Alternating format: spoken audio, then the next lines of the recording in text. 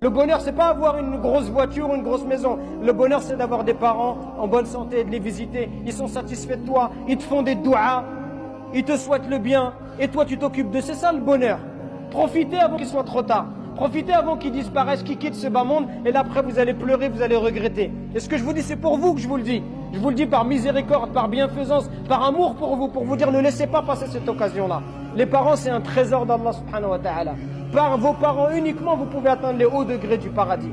Alors corrigez votre manière d'être avec eux, corrigez votre manière de leur parler, votre manière de les regarder. Arrêtez de les prendre pour des imbéciles parce qu'ils n'ont pas fait d'études. Arrêtez de les prendre pour des idiots parce qu'ils ne connaissent pas la société. C'est la même chose pour vous. Si on vous renvoie au bled, vous allez complètement être dépaysé. Même si tu es un arabe à 100% ou un africain à 100%, si on te prend, on te met au pays, tu seras toi aussi dans une société qui est différente, c'est normal.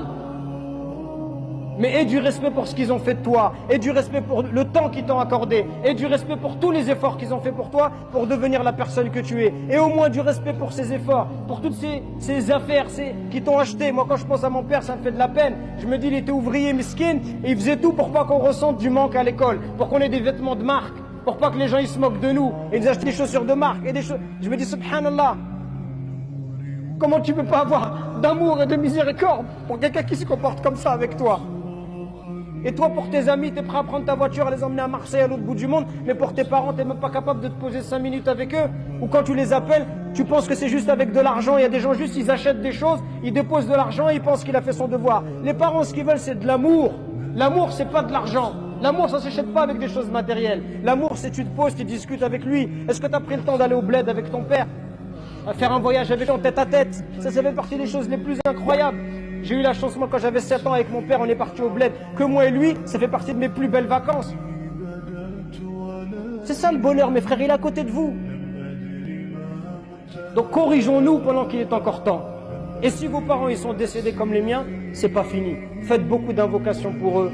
Faites des aumônes pour eux. Parce que tout ce que vous faites, ces invocations que vous faites pour eux, viendra un jour où et le prophète il nous rapporte ce hadith authentique où les parents ils sont dans des hauts degrés au paradis.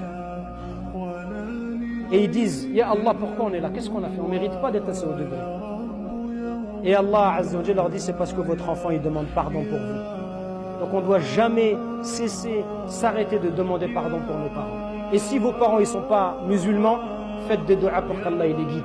Et nous ici aujourd'hui on prie pour tous ceux qui ont des parents qui ne sont pas musulmans. On prie pour qu'Allah Azza wa Jalla il ouvre leur cœur à l'islam et qu'il les guide dans le droit chemin.